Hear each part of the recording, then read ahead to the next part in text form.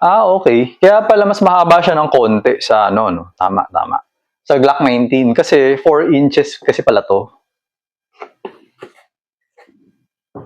Yung Glock 19 wala pa yata 4 inches eh. Tapos yung Glock 17 yata, ay, sakto nagsabay na naman sila. Meron na naman akong Glock 17 dito.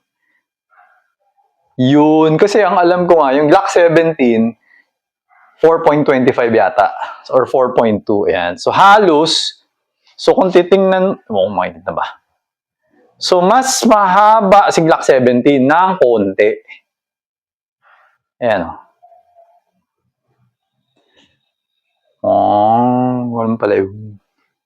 Tapos, teka, kabit nga natin yung magazine. Ito, hindi ko pa ito na-investigate eh. Dami kong ginagawa kasi. So, pag kinabit natin yung magazine, okay, so ayan. Mas mahaba si, mas nakausli si Glock 17. Ayan. Hirap makita, ano? Okay, so ngayon, teka, titingnan ko pa. Meron pa ako titingnan.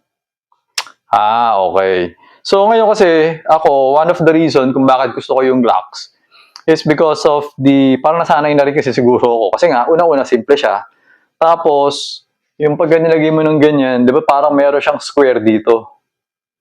Yan. So, pag binagay mo kasi yung kamay ko dito, yung grip, parang may siyang square. Nasanay na kasi ako na tuwing humahawak ako talaga, ganyan yun. Nasanay na ako eh. Kasi, nung nag-start ako, Glock na kasi yung hawak ko. Ngayon, ang isang difference niya kay Walter, no, is mas mataas yung kay Walter. Higher. Higher yung kay Walter. So, ito, pagtatabi ko yung dito sa part na to, ayan, pagtatabi natin, okay, yan. So, makikita mo, nakaangat yung mas mataas yung kay Walter. Alright? So, yung kay itong Walter PDP, siguro parang high kappa. Kasi yung mga high kappa, mas mataas eh. Teka, check natin. Hindi, mas mataas pa yung high kappa. Ayan. So, pagka tinabi ko siya, ayan, yung high kappa, mas mataas pa. Teka, ayan, ayan. Mas mataas pa yung sights ni high kappa. Okay? So, parang lumalabas si Walter PDP, nasa gitna siya ng Glock, saka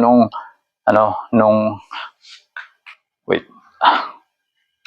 Ayan, so ito, pagtatabi natin, so beaver tail. So, ayan. Makapansin mo, ayan, magkatabi yung beaver tail, pantay na yan, yan.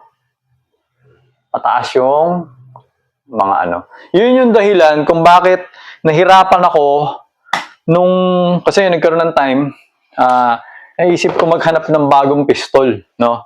Tapos, ito kasing mga high kappa at saka yung mga 1911, parang minsan, parang kung isipin mo medyo madaya kasi sila. Kasi yung trigger nila, parang single action. No? Parang wala masyadong movement, as in talagang, pag gano'n mo, ganun. So medyo madaya siya kasi nga, sa competition, syempre, pabilisan, di ba? So sabi ko, parang lugi ako pag nag-glock ako kasi parang ang tagal ang lalim ng travel time ko, parang ganun. So nagsubok ako maghanap, nagsubok ako mag 1911. Kaso nga lang, pag bumubuhat ako, pag bumabaril ako ng ganun, lumalagpas yung mata ko. Pag ginaganon ko, napupunta yung mata ko dito. Kasi nga, sanay na ako sa Glock eh. Kasi nga yung Glock mababa. Sanay na ako. So, yung tendency, pag gano'n ko, binababa ko ulit. Yun yung nangyayari sa kanya. Okay? Actually, meron ako sinubukan before nag-competition ako. Ginamit ko yung CZP-09. Kasi yung CZP-09, double action, tapos polymer frame. Sabi, parang okay to Sarap din sa kamay eh. Kaso nga lang, parang kasing taas na rin kasi yata yung mga ganito. Or yung siguro Walter. Parang ganun. So tendency, pagbabaril na ako ng ganun, hindi ko nakikita yung hindi nag-a-align yung sight, binababa ko pa ng konti. So nagkakaroon ng delay.